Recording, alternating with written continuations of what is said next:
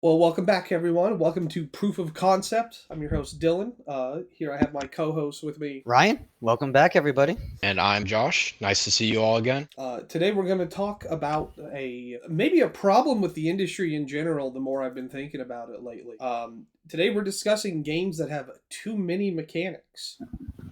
Uh, this is sort of in honor of Crimson Desert, which is releasing pretty soon on our end, probably a little bit ago from when you guys are reading this or watching this, which has really made a pretty big splash by seemingly just being a big box of things to do that has left people, I would say, skeptical, maybe healthy skepticism about it. As almost a No Man's Sky sort of situation where the hook here isn't immediately evident, which kind of makes you wonder, like, well, what's the trade off for all of this stuff? And there's been different discussions on that point as people have gotten more time with that game. In a way, this is also kind of maybe a celebration of the PC release of Death Stranding 2. I don't know if I would necessarily say that's a game that has too many mechanics, but it's certainly a game that has a lot of mechanics. I mean, when Compared to most kind people of what think, came before. when most people think It of is Death Kojima. Stranding, they basically just think of it as a walking simulator. No one ever really complains about the other mechanics, at least from my experience. I guess not. I love Death Stranding too, dude. I was Wow. thinking it's been a year. I was like, I might be okay not messing with the PC port, but I've been itching for it a little bit this I've no week. I didn't play it on PS5, so I might pick up the PC port. But yeah, we're kind of just gonna move into this one here a little quicker than normal. Does anyone have a particular entry they want to talk about first? All right, I have two picks for this. My wild card pick for this, a game with too many mechanics, is drum roll, please. Super Smash Brothers Melee for the Nintendo GameCube. Now you might be wondering, why am I talking about a game from the freaking GameCube era? And for you, those of you who do not know, this game is like a timeless piece of like competitive gaming. Like some people don't know this, but yeah, like this, a lot of the games, like what started off as like the next Smash Bros iteration, turned out to create an infinite wealth of tech and mechanics. Some call it a blessing in disguise.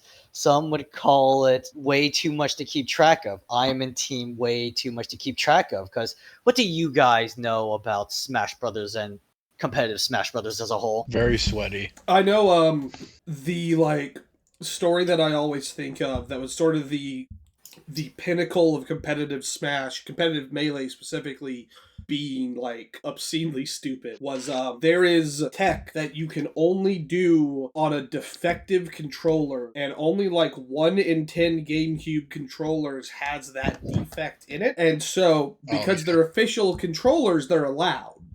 But as a result, if one breaks and there's no way to know what it is, they either go for crazy amounts of money, or you just have to buy a bunch of them and hope you get one that has the defect to play at like 0.2% more optimally. Yeah, and that's what I'm trying to get with Melee. Like, Melee is one of those double-edged swords when it comes to tech. Like, let's go with the basic controls. Let's talk about the basic controls of Smash Brothers for now. It seems like a pretty straightforward game. You have your R for your shield, Z for grab, A for your normal attacks, B for your special attacks, and you have a control stick that you use to move your character, and X or Y, whatever you prefer, to jump around. Seems pretty straightforward, right? Then you add things like wave dashing, a movement option that you can use to get around the stage, dash dancing, foxtrotting, moonwalking, and it gets even further beyond that, because then you get things like L canceling, where you have like basically as your character lands, right before your character lands, you have to press L, hence why it's called L canceling, to pretty much reduce the lag of your aerial, and that became very pivotal tech in competitive play. So it makes it that some moves are harder to punish, and that becomes like an execution barrier. Then we get into defensive mechanics of the game, where it's like, okay, you have normal combo DI. So like if a character is drifting like inward during a combo, that actually makes it so that it's easier for your opponent to combo you more. Vice versa, if you DI away and hold the stick away from your opponent, that makes it so that it's harder for them to combo you. And then you go into things like Smash DI, which is similar to DI, but it specifically applies to multi-hitting moves. And then from there, we have things like you mentioned, there's like that one, and like this tech only works with specific controllers. But then you have things like freaking like port priority, where you actually, the port you're using, either 1 or 4, one of those ports actually has more priority than the other. So people actually in tournaments, which are still happening by the way, people will rock paper scissors and fight for that specific port. So yeah, that was a lot to process, and that's what I mean by Melee is a game that has way too much tech to juggle, and I haven't even touched the iceberg of it. I didn't even like explain what some of those techs mean, but to get decent at Melee, you need to have a basic understanding of so much of that. And that doesn't even include things like ledge dashes, shield dropping, power shielding. There's a lot I can process and talk about for that game, but I don't want to rant for 45 minutes to an hour about that. To be fair to that, and I do want to say this. A lot of these things were founded and were kind of normalized by the Smash community. So a lot of these things were not intended. They're all happy accidents. Yes. Because I'm pretty sure people, I don't know if Nintendo's ever like specifically said anything about this, but I think there's been indications, because like Melee was a game that came out like really fast. Like the turnaround for Melee was way faster than the developers wanted it to be. That's why there's a lot of things in Melee that like a lot of like experienced players will say, "Oh, this is like, you know, Melee tech," but it was never like intended, because it's a lot of the tech for Melee is just stuff that they didn't program well enough. That's why in other games you can't do that stuff in like Ultimate, for example, because it's better designed. It's simplified, more accessible, somewhat more intentional. Yeah, I feel that. Which is also why that's my wild card pick. I mean, Dylan, if you had anything else to say, otherwise I was going to segue into my not so wild card pick. Nothing crazy. I was just double checking it real quick. Melee, I do remember Melee got thrown together in like 8 months back when you could make a video game. It did. I was double checking, and it didn't come out on launch day, but it came out like 2 weeks after the GameCube launch. And it just it was part of that launch window. I was just thinking to myself, like, you used to buy a game console and then you wouldn't be able to do anything with it for like 3 weeks. Well, you just had to wait for the games to come out. Like there were multiple consoles I remember where it was like, yeah, this is out, but the big game that you want for it is like a month away. So people would just buy crap when it came out to see. I feel like Breath of the Switch was the last system, or the first system that stopped that, where they put out like a big game at the same time that it came. You're probably right. I mean, the thing about it is like console generations don't really exist anymore, or at least not in the way that they used to. I mean, there probably is like a example for the PS5 or Xbox Series X, if I like really think about it. I think Demon Souls was the big one for the 5. That was what they wanted to be like. You bought this day one, get this thing with it. And I guess that's fair. I mean, I think the thing is like the more we got into like the internet age with consoles, the less it mattered, because like, oh, there's no game out, you just like have all the games you already bought. That's why the transition between PS4 and PS5 was, you know, pretty, you know, it was like, oh yeah, UI changed, that's like it. It does help. Yeah, it does help that like all your old stuff still carries over. Anyways, I was just noticing that. What was your less crazy pick? My less crazy pick was the MMORPG Lost World. Not Lost World, New World, developed by Amazon Games. I remember playing that game when I wasn't. I remember playing that game because I needed to find. It was COVID. It was a pandemic. I was locked at home, and I needed to find games to play with the homies. One of my friends recommended this new game called New World. I was like, oh, an MMO. It's been a minute since I played that. I've got a PC. Like those have relatively like timeless content. Let's give it a shot. Game turned out to be a walking simulator, but my biggest complaint about the game was like, why was it necessary to have the main core mechanic of this game pretty much be everything you do can be leveled up? Why do I need to level up my chopping, my pickaxing, my fishing? Like, why does everything need to be leveled up? And I just hated that. New World is that was the one that had the Arnold Schwarzenegger secret level thing, wasn't it? The what That now? That was the game that when it came out, it like blew up like people's PCs. What? see I here. did not know about that. But yeah, No, like there was like an epidemic. I'll probably go look this up. I'll probably put this when I like edit the video. But like there is there was like this epidemic of like some people's PCs just like bricking because of New World. And I remember like they had to like do a huge amount of crowd like damage control for it. It was like it was like really bad. yeah, like Yeah, I do remember hearing that. Like I think it's one thing to level up and grind, like that's a very classic element of MMORPGs. But like, and this is like a broader industry take that like Dylan you kind of mentioned too, where it's like, how do you distinguish yourself in like such a oversaturated market of MMOs and RPGs? And that pretty much makes so many convoluted mechanics and so many things that are unnecessarily tedious or complicated where I'm like, I don't want to play this anymore. Honestly, same with Lost Ark. I went through the story, got to like the quote unquote main game of the story, and I'm like, these dailies and weapon mechanics make absolutely no sense to me. And it's to the point where I don't know if you guys know about Fextra Life, but like they're like a really big popular website, help make like a lot of tutorials and like build stuff for like No, a lot of MMOs. yeah, I'm aware of them. They're like that. They're like that. Like it's almost like the fandom wikis where like Extra Exactly, Life is like they for just make like MMOs, yeah. wikis for like Dark Souls and like those types of games. And it's hilarious because I went to Summer Games Fest one time and I got to meet one of the people from Extra Life. And I was like, oh, love your content. I read a lot of it for like Lost Ark and stuff like that. And he's like, thanks. I still don't know how the game works, even after making all those guides. We just both laughed our asses off like, oh, God, that is not a good sign.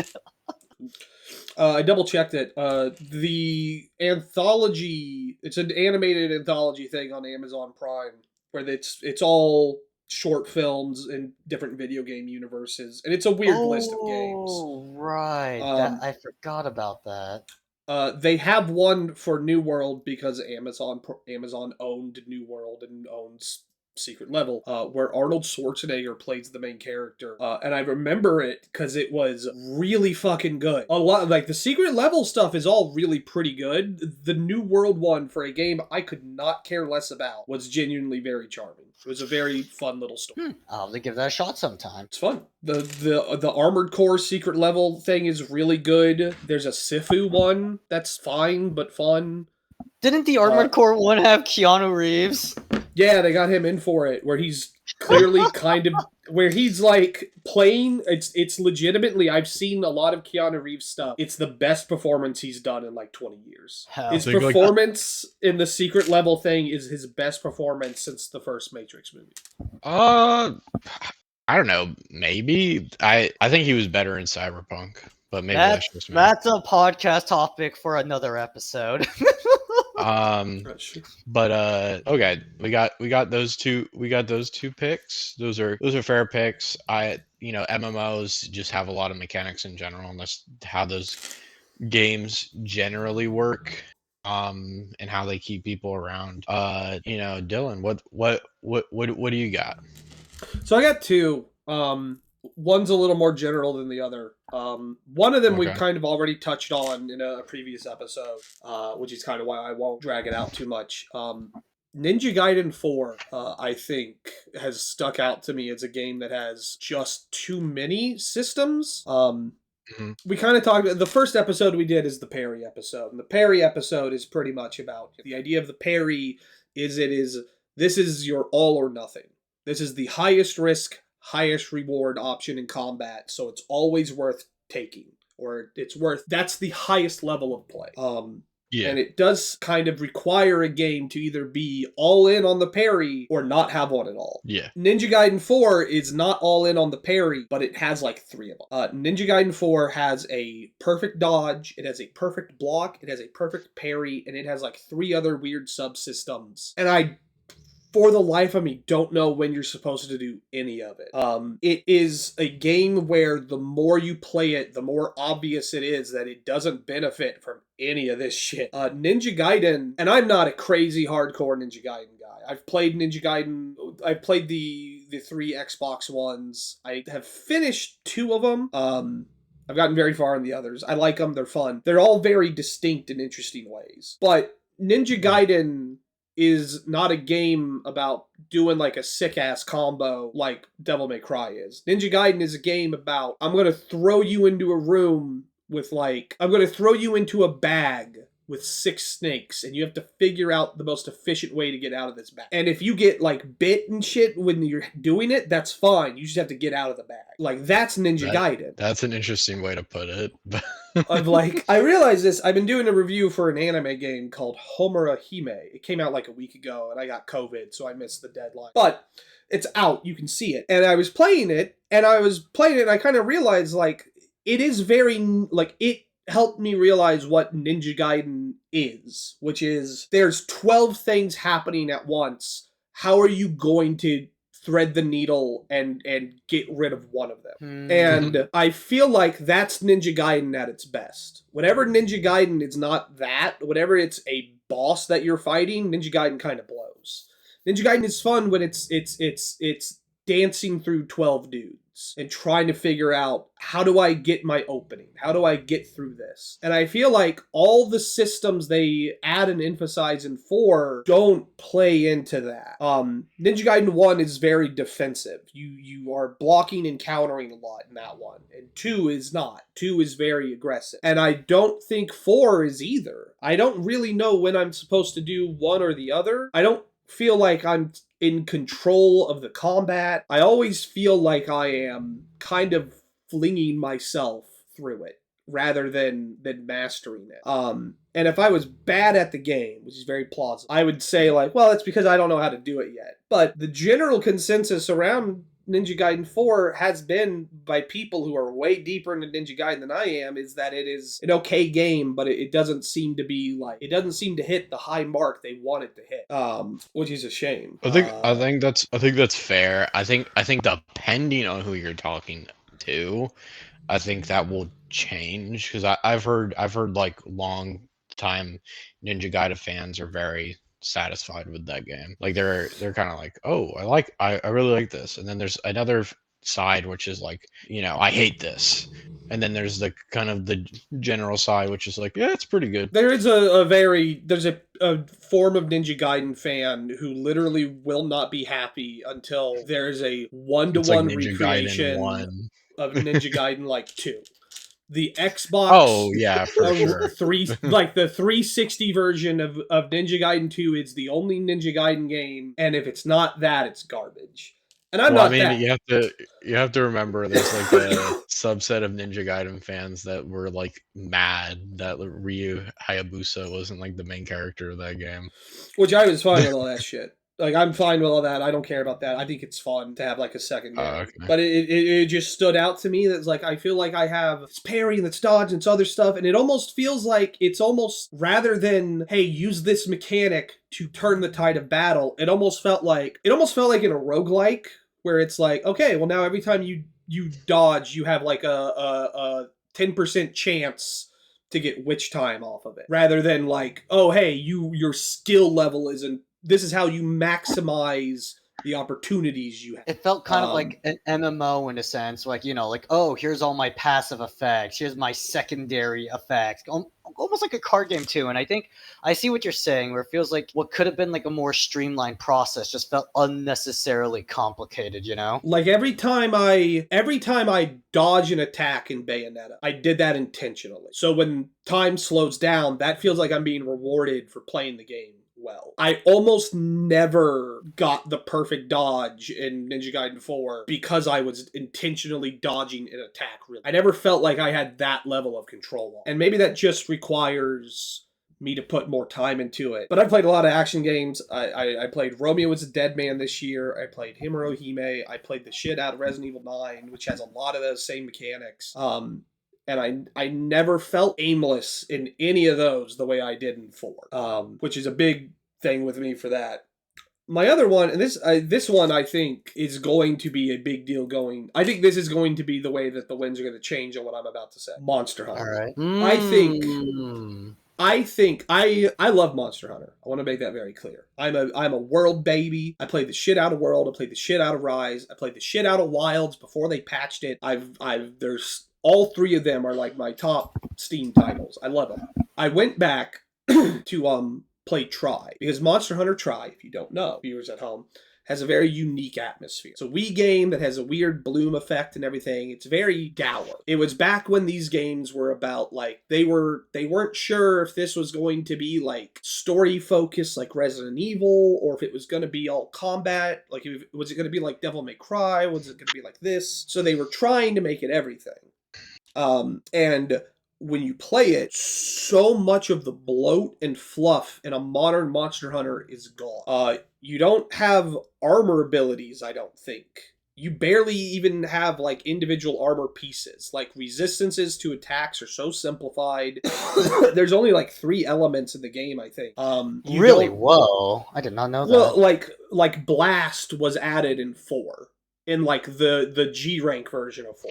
It's not Monster Hunter Tri is like a really early Monster Hunter game too. It's the 3rd. A lot of the, well, yeah, obviously. I think like a lot of like the Monster Hunter mechanics that I think the time Monster Hunter got like really bloated, I feel, is like when like the modern age of Monster Hunter happened.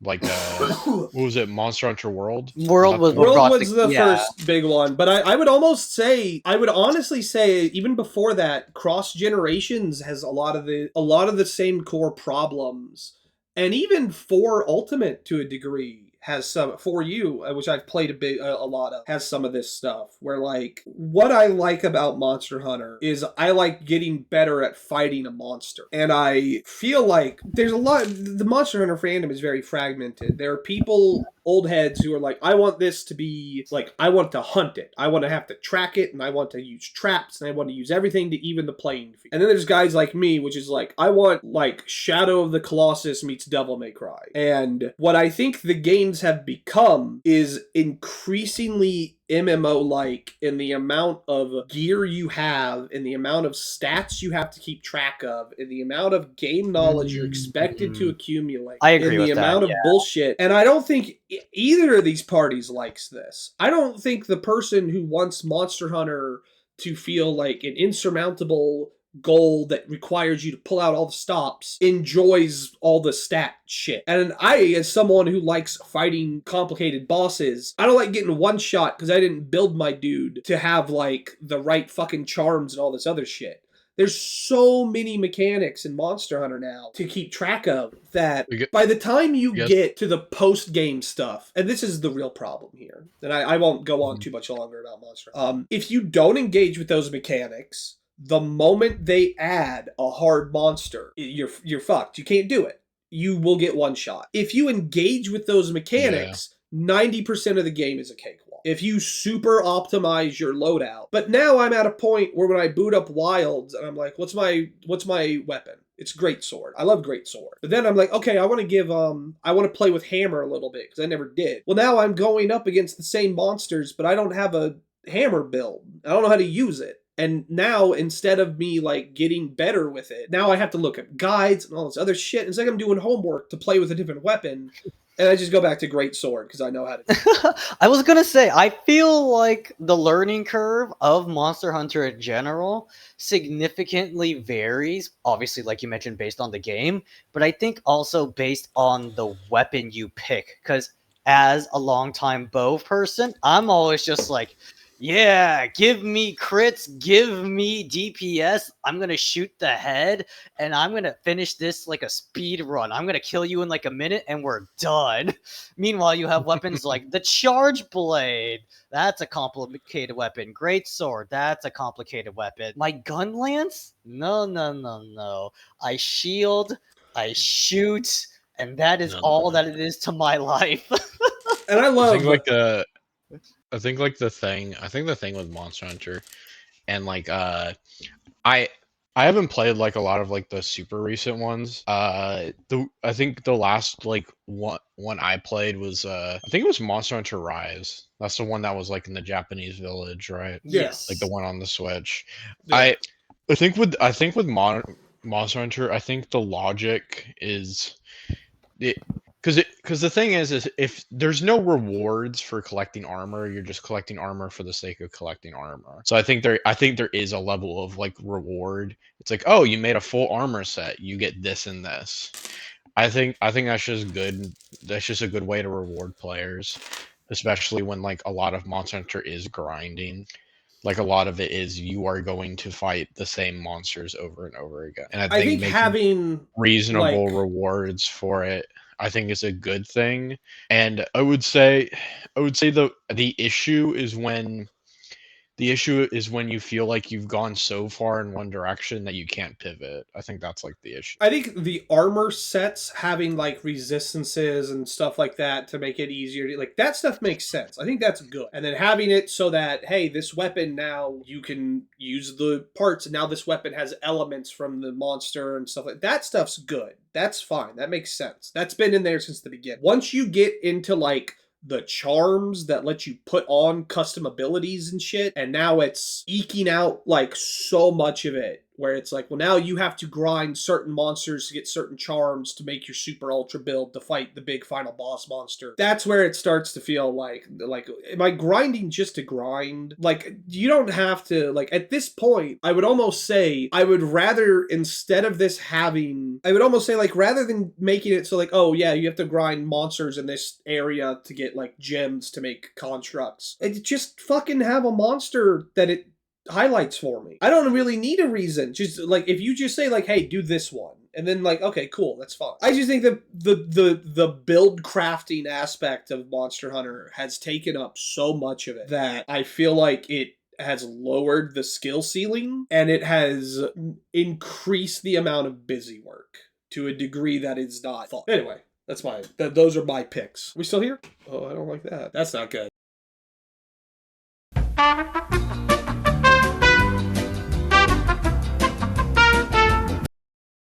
I'm still recording. Let's restart this program.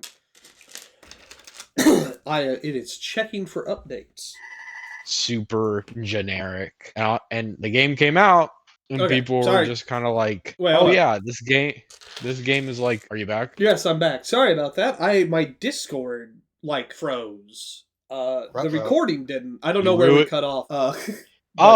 Were you recording? Whoops. I was. I still am. The recording's fine. That didn't get blipped or nothing. Well, but I whatever mean, you've said since I disappeared, I did not get any of them. Wow, okay. So, you know, that'll be fun to edit. Anyways. I basically just said, yeah, Monster Hunter, complex, whatever.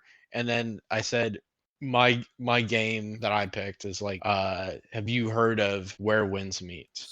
I have. Is that the MMO or is that yes, That's it that is. like free open world esque game from that Chinese developer. And I remember when that game came out, I was like, okay, it's this big open world game. It has all these features, you know, it has, you know, you can do trading, you can do like stealth, you can do combat, you can do like singing. There's like all these features that they're touting, and I'm like, okay, all these features are probably gonna be super like super simple, and the game's gonna be like this confusing mess of like mechanics. And I'm like, the game came out, and it's like, oh, it's just like a nothing burger. Like it's okay. I think it got like mixed on Steam. It's like it's okay. People played it and it was like, yeah, this isn't like that good because ultimately with a lot of these Chinese games and like this is nothing to do with like China as like a place where they make games. I'm sure there's like plenty of great Chinese games. But like most of the games we are getting out of China are like these Genshin Impact kind of like gotcha type games, and these games with like open worlds Those also have and like overly combat complicated combat games. systems, by the way. If you've It's never yeah. played Genshin, Well, no, that's funny too. This literally just happened. They had that Seven Deadly Sins game that came out. It's literally just Genshin Impact, but with like the Seven Deadly Sins like anime over it. I It did has not like know all that. the same complicated, complex stuff in it, and I'm like, what are we doing here? Like we're just going back. I'm just like, I'm so glad that Black Myth Wukong came out, because like at least that's like a game I can point to China and go like, okay, that's like at least an attempt at a video game. Like at least Oh, that's like an actual game that has like a beginning, middle, and end. But there was most of the another games that come from one China are like because most of the games that come from China are just like gotcha, like endless crap that'll like never end. what was another one? There was in like 2020 a bunch of like Chinese video games got announced. I know And I'm then sure. I'm sure they got announced. I mean, there's like I don't know if there's that one game that's coming out this year. It's like that Ghost Zero or something like that. Like Phantom on the Blade Zero. PlayStation. Yeah. I don't That know if looks that's good. I don't know if that's Chinese. It I It mean, is. is. wouldn't Yeah, I was thinking surprise about that one. Lost Soul Aside came out last year, and I remember I didn't see a whole lot about it, but what I saw about it was not super strong. no. But I Yeah. remember that Phantom Blade Zero, that King Arthur one that they announced like last year. That looks okay. I'm not saying these games can't. I'm not saying these games can't be fun. It's just a lot of these games are kind of pulling from the Intentions and same stem. practices. Yeah. It's just weird, and I'm not personally a huge fan of it, because because again, like these games do get big numbers. Like Genshin Impact's been going on. I think Genshin Impact's been around for almost a decade, right? It's been around for a while now. Almost a Yeah, decade. Yeah. Like I yeah. want to say like 7. Let me check that. I think it came out in 2016. It was no, it was like 2020. 2020. Did it come out in 2020? Because Oh, I I thought it remember was it. Yeah. way before that. I Yeah. remember it came out and it was like, oh, finally, like the Breath of the Wild likes are here. That was what I remember the big Oh, thing. right. Oh no, You're the Breath of right. the You're Wild right. sloth. No. Uh, yeah, but a lot of that is here now. It's maybe another game with too many mechanics. Actually, No, Genshin, yeah, it absolutely it's weird. is. It I was absolutely saying is. Breath of the Wild. Oh, okay. I think so too. When it comes to me and like a lot of these like games with like a lot of mechanics, my thing, as long as they're coherent, like they all make sense. Like for example, like a game that's like a survival game, you wouldn't go, "Oh my gosh, the survival game has crafting and building. Ugh, why does this game have so many mechanics?" Like it's like, no, you would just say, yeah, these mechanics make sense to be next to each other. I mean, It's reasonable. It's I think it's like of course these mechanics are gonna be next to each other. yeah. The second game I was gonna pick, and like honestly, there are quite a few games I could probably pick. A lot, some of the there's some old games that have like a lot of mechanics in them too. But one game like semi recently that I remember having this issue was with Dave the Diver. That game was Interesting. filled with so many mechanics, bro. I unfortunately have not played David Diver, so I cannot say. But I feel like that game's actually pretty popular, right? Like I feel like that's a pretty fan favorite, and there's still ongoing content for it. I see it all the time because they somehow just constantly get DLC for it. And like the Well, yeah, craziest I mean, of it helps. collabs. I mean, it's okay. Well, it's like made by it's like published by Nexon, which is like one of the biggest like South Korean like game companies like ever. Yeah, Like I these guess. are the Get people that. that make those like gotcha games. Well, I'm gonna make sure I'm right about that because I'm like 99% sure I'm right about that. No, Because they again, definitely have. They definitely have a big. What was it? They definitely have a big kind of backing because I remember that got brought up because they were nominated for an indie thing at the Game Awards. I remember people pointing out like in what way is this indie other than like the surface level way? yeah, I think with that game, it does have a lot of mechanics because I remember watching a video and to be fair, I have not like fully beaten the game, right? Because like these like pixel art like farming slash like business like sim type games just fucking bore bore me to tears. So I played like a decent bit of it and I watched like stuff about it too. And that game has so many mechanics. Not only do you have the diving stuff, which fair enough, Dave the diver, you He's also gotta. have to manage a restaurant. You have to farm, you have to do fish farming. You can do karaoke. You can do there's like Metal Gear stealth sections in like these underground caverns. There's like a texting mechanic. You can improve your friendship with people. It's just like there's so many mechanics. Like it's just ridiculous. Like I'm like, what at what point? This goes for a lot of like those cozy games too. It's like they just shove in like everything. Like it's like at least with Stardew Valley, that was kind of like the nexus point, which is kind of like okay, that's fair. It's like Stardew Valley is the quintessential like cozy game or quintessential like Harvest Moon like game. But Yeah. like these games that just have tons and tons and tons and tons of different like stuff for you to do, and it's just like a lot of it doesn't like mesh because the game is asking you to do a lot of different things. I think that being said, like, I guess I'm going to play a little bit of devil's advocate here, like, generally speaking, because, like, that does sound like a lot of fun. That sounds like a lot of stuff, and I'm not saying that. But I think also one thing to consider here, generally speaking, is, like, how it's implemented. Because, like, when you said things like, oh, there's a texting mechanic, there's a karaoke mechanic, there's a diving mechanic for Dave the Diver, like, one of the things I thought of it immediately in my head was, like, oh, man, Yakuza 0 has all of these crazy ass mini games, but that game is an amazing game. And like I think a part of it's like again how you implement it because like for example with like Yakuza 0, like you don't have to do all of these crazy things.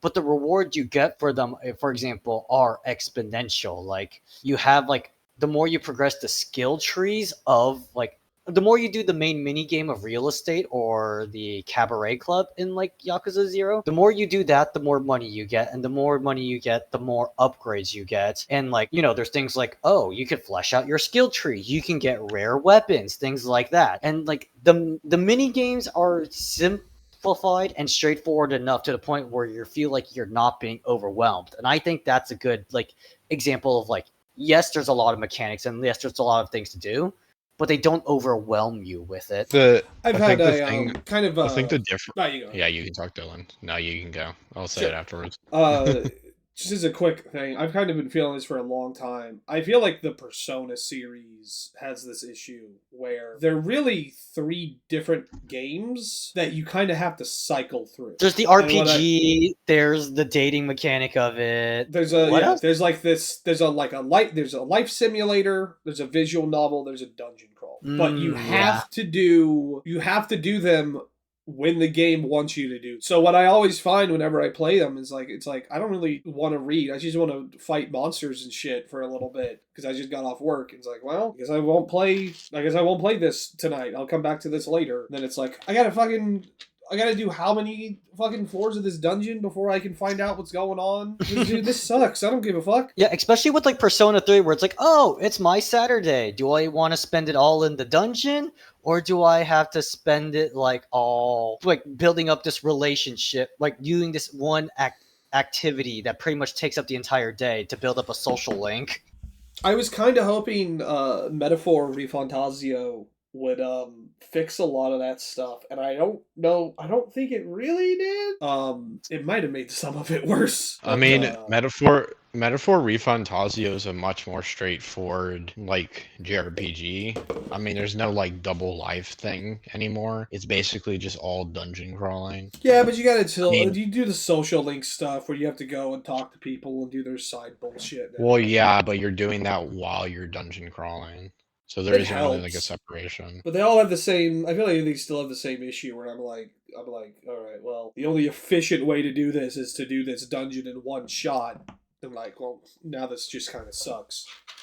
I don't know. I guess, but it's again, it's like the gameplay in Metaphor ReFantazio is more in line to like a Shin Megami Tensei game, where in Persona, yes, you do have to like, oh, do I want to do this dungeon one shot type thing? But with Metaphor ReFantazio, it's just kind of like, oh, here's a dungeon you have to go to, do it. There's not really like a time mechanic, or at least like not in the same way that Persona has it. So it's just kind of like a more traditional like JRPG dungeon. Hmm. It's just different. And I mean, when you do talk to your like confidants or whatever they call it in the game, like the benefit is like you get access to that class and you get like more benefits with it the more you grow your relationship with them. It's just different. Yeah, I mean, I do think. I mean, there is a kind of a big reason why Metaphor became such a big hit. Like, God, what was that? That wasn't last year, was it? 2 years ago. 2023. Okay, that. Oh, geez, that long ago? Time flies. I could think have. so. Yeah. It was 24. It was nominated. It was the Astrobot year. Yeah, that was Was it the. Okay, that's 2024? what I thought. It I thought it was, was yeah. 2023. I think it was 2024, yeah. But yeah, like I think it was a big part of why it became such a hit was because it helped kind of like simplify some of the processes that Dylan had complaints about, where it's like I have to make sacrifices, I had to be really micromanagey, you know. So yeah, I think it changed the formula up a little bit, but still kept some of the core elements, but helped simplify some things, which is nice. Anyways, were you gonna say something about my beloved Yakuza 0? Well, I mean, Yakuza Zero is and you can say this about a lot of Yakuza games. Yakuza kind of gets away with it, I feel, because that is kind of part of the game's identity. It's the One, duality of the game, and yeah. the thing you have to remember is most of the side content in Yakuza is like mini game based, or it's like a small little system. The problem with Dave the Diver is a lot of these systems they are introducing new systems all the way until the end of the game. Really? Okay. Like the game you are getting to like the last few areas of the game, or the last few like moments of the game, and the game is still tutorializing you. Okay. I can see the frustrations with that. Yeah, that sounds terrible. It's one of those things where it's because there's not an issue with side content. It's when the game is like ideally you want to be the game ideally like you want the game to be off its training wheels, like, within like before you even hit halfway point, right? Where it's kind of like the game has given you everything that you need to know about the game, and then the rest of the game is just you going through those gameplay mechanics. You're doing the stuff. Like Persona has quite a bit of mechanics, but it gets all those mechanics out of the way like in the first like 5 hours. Like you the game doesn't really tutorialize you with a whole lot. I think they might like give you like a few like tutorials just about like advanced stuff, like advanced relationship stuff, but like most of the actual core gameplay has already been talked about at the beginning of the game, so it doesn't feel the need to add stuff. Okay, I can see that. Yeah. You have anything you want to add, Dylan, or you think all this is there any game you think we missed? I was thinking about it more. I feel like there is a general trend in the industry for games to move into more complex stuff, and some of that I'm a big fan of a game journalist named Jeff Gersman, who I've been following for a long time. And he brought this up, the concept of there are no straight shooters anymore. Every shooter has become a pseudo RPG, or has like a build system, or has like a class mechanic to it. And his sort of takeaway was the same one I had, which is like, that's true. And I've played a lot of those games and liked them, but it is sort of a shame that like, if you look at the PS5, what's the big shooter for the PS5? What's like the best shooter of this generation? And like, up until last week, the answer might have been like Resident Evil, which feels a little weak. Yeah, I get what you're saying, and that's definitely a broader industry problem as a whole. Like I kind of brought up that same point with like MMOs and RPGs, but you are right that it is just a general problem in the industry right now. Like we've given up on the basics, and now it feels like we need to make some every publisher and developer feels the pressure of some creating something that's lightning in a bottle, and they When we feel had like they're doing that by trying to add too many mechanics, and it just backfires. Not like most of the time. yeah. When we had the Half-Life 3 stuff last year where people were like really in a tizzy that it was going to happen. I remember thinking like what would you have to make Half-Life 3 be? Because the idea of hey, we made a really good shooter is so alien. I don't know the last time you guys played Half-Life 2 is.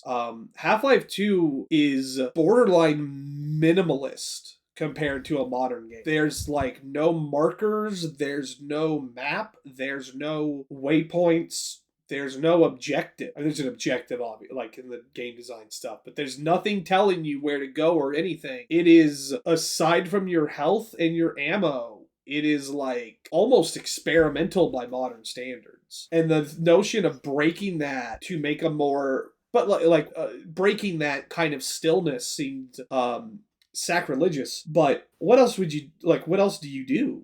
Could you make Half-Life 3 just be a pretty good shooter and not have the Yeah. world kind of Well, I not have think like an well, industry upheaving like result from that? well, I think Valve has been very clear on this. They only want to make a Half-Life game when they feel like there's a technology or something that they feel like they can push forward. That's why That's why what is happening with Discord, dude? This thing's falling apart. It's the damn furries, let me tell you. Didn't Discord get bought by someone recently? Like a venture capital firm, and immediately everyone was like, well, that's it. Like, yeah. because they're not making like one or two games like every you're not making like a game every 1 or 2 years like back in the day, like where you could like, oh, I can pump out a game in like 3 years or something like that. Nowadays, your game is like your AAA game is being developed in like 5 to 7 years, and your game has to be good, like really good. That's like the problem like that GTA 6 is going through right now. That game has to be perfect at launch. If it is anything less than perfect, that game is going to be in huge trouble. And then we're gonna get more layoffs, and then time and time again we'll go through this cycle. I mean, are we not getting reminded by like what happened to Cyberpunk? That too, yeah. Cyberpunk came out. That game was supposed to be a Giga game. Like that was supposed to be like, oh, we have all this stuff in it. But then that game came out and it was such a disaster. It took years for that game to get back its reputation. It does feel like every game is either a Concord or a Cyberpunk, right? It's either got to be a redemption story or it's got to be a Titanic level thing. Yeah. Everything's got to be massive. If you're not game of the year, you're Concord. Yeah. Anyways, I guess that's it. There's a discussion here too. Obviously there's a discussion here to be had. We had it. That was what the podcast was. So in the comments, kind of sound off. I'm curious to hear some other games that you've played that you feel like have too many mechanics for their own good, too many systems. Do you agree with any of our takes here? Do you disagree? Do you think we're insane? Or do you think games, in fact, are still too simple? Are the Crimson Desert Breaths of the Wilds, are these the actual future of just dumping system after system and letting players play with them like a Lego set almost? I guess we'll find out. Yeah. In the meantime, smashjump.com. It's a website. You can go there. You can hear news. You can see features. You can see articles. Either you guys have anything up on the site you wanna plug real quick? Nope, nothing on my end. I published a scathing review for Sons of Sparta. That game was not very good. Ooh-wee. I gave that That like a 6 out of 10. That could be a topic for another episode. That game apparently has been in development for a really long time, and I wonder if it's something where they like shadow dropped it just to get it out of the way. I almost wonder if they were like, idea. I almost wonder if someone at Sony was like, we have to put this out, but if we do and we don't have any other God of War stuff on the record, it's like this is going to be, we're going to eat shit for like a while. So I wonder if that's why they announced the Greek trilogy stuff so early, was to kind of soften the blow of Sons of Sparta. Probably, yeah. Yeah, it just wasn't very. It just wasn't very good. It was just a lot of issues with that one. I'm hoping to have my Homura Hime review up by the end of the week, and I was writing something about DLSS 5 the other, that's more of a beginner friendly, like what is this stuff, what does it do, and why are people upset about it. That I don't know where that will end up going, or if it'll end up on the website, but I hope it turns into something good, because I felt like I was doing something fun with it. And that'll be that for us. See you next time. Well, Until See next you later. episode. yeah.